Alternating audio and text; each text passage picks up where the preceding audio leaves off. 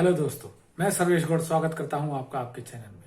दोस्तों, आज हम बात करेंगे कि किसी भी बायर को या कस्टमर को कोई भी प्रॉपर्टी खरीदने से पहले किन किन चीजों का ध्यान रखना चाहिए। बहुत से ऐसे लोग हैं जो काफी समय से प्रॉपर्टी देख रहे हैं लेकिन अब तक वो खरीद नहीं पाए हैं। हम उस टॉपिक पे भी बात करेंगे आज। दोस्तों, तीसरा पॉइंट है, जो लोग प्रॉपर्टी नहीं खरीद पाते उसका खास रीजन ये कि वो जब कोई प्रॉपर्टी देखने जाते हैं तो खुद से ज्यादा दूसरों पर भरोसा करते हैं।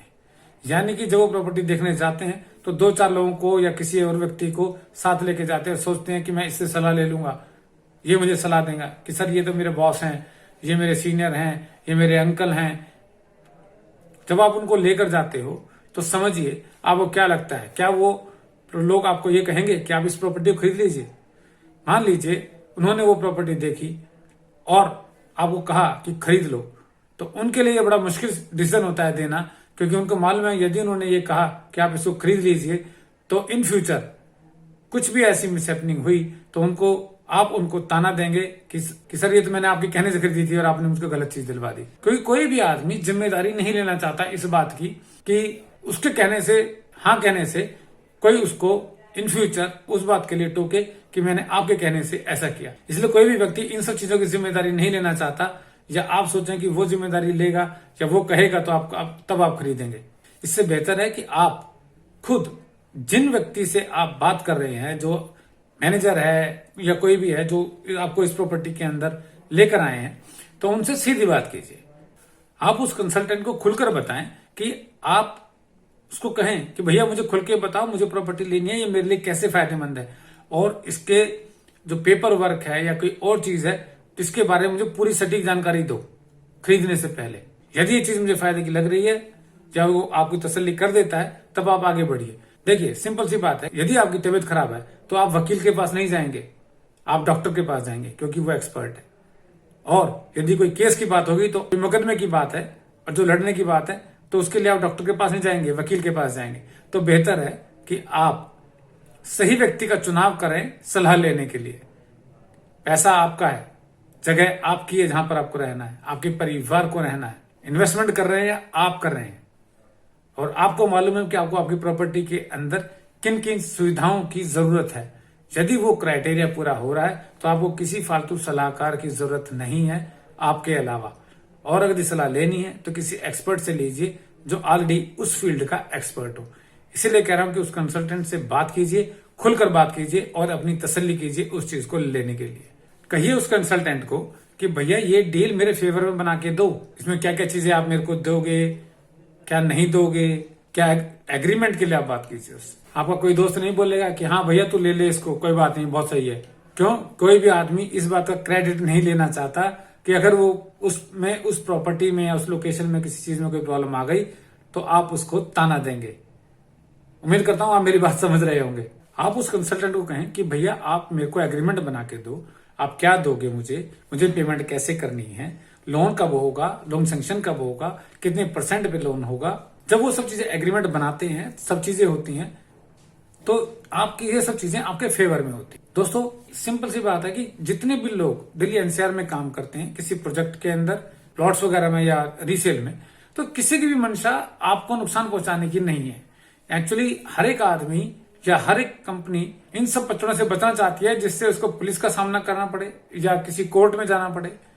वो अपने काम को प्रॉपर ढंग से करना चाहते हैं। कोई माइनर ही हो गया गलती से कि उसकी मंशा ये हो कि वो प्रोजेक्ट लेकर आए और आपका पैसे लेके भाग जाए, बहुत रेयर है। तो 1% की बजाय 99% पे आप उन पे फोकस कीजिए। जरूरी नहीं कि वो 1% आप ही के हिस्से में लिखा हो। उससे पहले आप थोड़ी जानकारी लीजिए और उन सब चीजों को पेपर वर्क के रूप में भी देखिए। पेपर वर्क में लिखवाइए उन सब चीजों को जो भी आपकी बात हो रही है। देखिए दोस्तों, एसजी सोसाइटी के बारे में जो मैं आपको बता रहा हूं वो भी सेम ऐसे ही है। एसजी सोसाइटी जिसके बारे में आपको बता रहा हूं वो भी एक सेफ प्रोजेक्ट है, क्योंकि यहां पर कोई हाई राइज के अपार्टमेंट नहीं बनने हैं। ये प्लॉट्स हैं और यहां पर डुप्लेक्स और सिंप्लेक्स विला बन रहे हैं। रेडी टू मूव है, यानी आप पेमेंट दीजिए और अपना पोजीशन लीजिए। 50% पेमेंट आप कर देते हैं तो आपको रजिस्ट्री हो जाती है। इसके अलावा यदि आप प्लॉट के ऊपर लोन लेना चाहते हैं तो वो भी अवेलेबल है। एक और खास बात कि जब आप उस प्लॉट को खरीद लेते हैं और आप उसके ऊपर कंस्ट्रक्शन करना चाहते हैं तो उसके ऊपर भी 70 to 80% बैंक लोन अवेलेबल होता है। जी हाँ, अब बैंक जो लोन करता है वो आपसे ज्यादा तहकीकात और उसके पास आपसे ज्यादा नॉलेज है इन सब चीजों की कि उसको करोड़ों रुपए के लोन सैंक्शन करने होते हैं, और इसलिए उसको हम आपसे ज्यादा उन पेपर्स की नॉलेज है जहां पर वो 1 रुपया भी किसी को लोन के रूप में देता है। इसलिए इस बात से आप निश्चिंत हो जाइए, और ये चीज आपके फेवर में है कि ये प्रोजेक्ट जो है लोनेबल होने के कारण आपके लिए चिंता की कोई बात नहीं रह जाती। मान लीजिए यहाँ पर विला भी हैं, मान लीजिए 100 विला है एग्जाम्पल के रूप में, और 70 बिक गए और 30 नहीं बिके, तो क्या होगा? तो वो लैंड वो सब चीज तो उसके पास ही है, उसको ऐसा तो कुछ करके नहीं देना कि उसको बहुत सारी बिल्डिंग्स हैं वो बनाकर देनी है।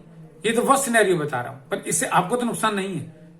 मान लीजिए आपने कोई प्रॉपर्टी खरीदी या प्लॉट खरीदा, अब आपको कंस्ट्रक्शन करवानी है, तो कम से कम 10% तो आप उस ठेकेदार को देंगे जिससे आप कंस्ट्रक्शन करवा रहे हैं। उसके बाद वो काम करेगा, जो जैसे जैसे वो काम करेगा वैसे वैसे आप पेमेंट करते हैं। और इसी तरीके से आपके लिए ये प्रोजेक्ट और भी ज्यादा सेफ है कि जब आप अपनी पेमेंट 10% पेमेंट करते हैं तो वो सब एग्रीमेंट आपके बन जाते हैं। जैसे जैसे कंस्ट्रक्शन होगी वैसे वैसे आपको पेमेंट करनी होगी।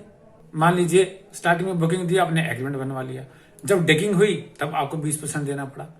इसके अलावा जब आपका फर्स्ट लेंटर पड़ गया, छत पड़ गई, तो आप उसमें पोजेशन ले रहे हैं। तो ये सब चीजें तो आपके लिए सेफ हैं पहले से ही, और इसके अंदर बैंक भी इन्वॉल्व है। सबसे बड़ी बात कि आप इन सब चीजों में बैंक को इन्वॉल्व कर रहे हैं और सब चीजें लोन के माध्यम से पेमेंट हो रही है। कुछ पेमेंट आप दे रहे हैं, बाकी लोन के थ्रू हो रही है, जो कि आपके लिए और आपके परिवार के लिए बहुत सेफ्टी वाली बात है। आपको केवल बैंक के एक पेपर की नॉलेज होगी लोन से रिलेटेड पेपर्स के लिए, लेकिन बैंक को आपसे ज्यादा नॉलेज है इन सब चीजों की, जहां पर वो 1 रुपया भी किसी को लोन के रूप में देता है। बेहतर पॉइंट ये है आपके लिए जानने के लिए फोर्थ कि आप जब ये प्रॉपर्टी खरीद रहे हैं तो आप उसके बाद सैंक्शन लेटर मांग सकते हैं, देख सकते हैं।